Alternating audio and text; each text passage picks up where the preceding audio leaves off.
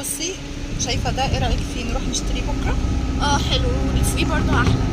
بس متهيألي ده هيبقى عليك انت احلى. خلاص ماشي، انا ممكن اجيب ده وده. تمام اوكي، انا ممكن بقى اشتري دي، ايه رايك؟ لا حلو. ولا دي؟ ممكن دي. هي بتعمل جزء احسن مني. طب انا هوريها انا هعمل ايه فيها.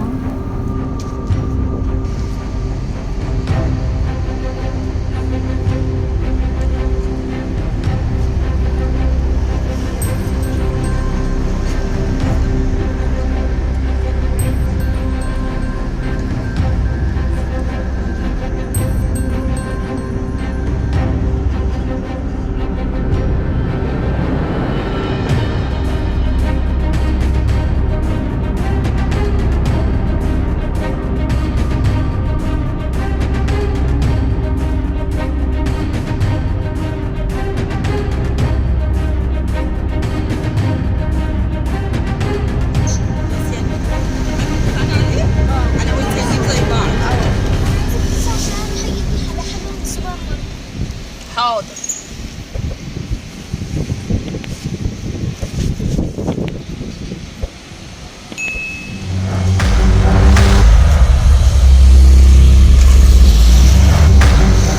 ايه ده؟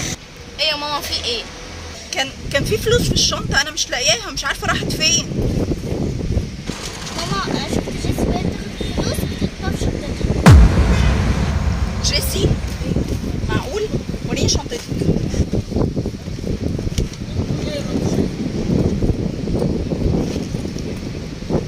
ايه ده يا جيسي؟ ده يا ماما، ما اعرفش اي حاجه من الفلوس دي. ليه كده يا جيسي؟ انت ليه بتعملي كده؟ معقوله؟ انا عمري ما بخلت عليكي بحاجه، انا كل حاجه انت بتعوزيها انا بديها لك، انت ليه تفتحي شنطتي وتاخدي منها الفلوس؟ ليه تعملي كده؟ انا ما خدتش حاجه.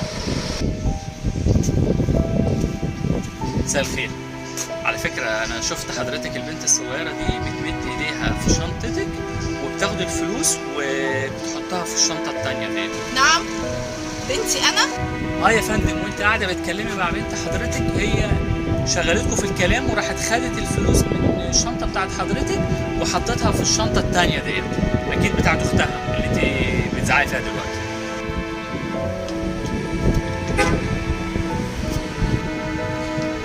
شكرا جدا لحضرتك، متشكره.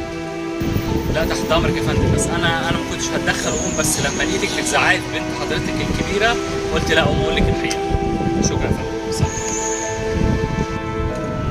انا اسفه يا جيسي ان انا شكيت ان انت تعملي كده، حقك عليا، بس اكيد انت عارفه انا عملت كده ليه او اتضايقت كده ليه، ما تزعليش مني. وانت يا فيكي انا عارفه انت عملتي كده ليه. طبعا دي يعني فيديو صغير، بس انا حبيت اوضح ان فرق المعامله بين الاطفال ممكن توصلها انها فعلا تعمل حركات او تضايق اللي معاها بسبب الغيره. فاتمنى كل ام تعامل اولادها بمساواه علشان ما يحصلش فيه اي مشكله او اي حاجه نفسيه حتى للاولاد. ويا ريت تدخلوا على كل الفيديوهات وتقولوا لنا رايكم في الكومنتات، ويا ريت تدعمونا بقى عشان نوصل ل 100,000. باي.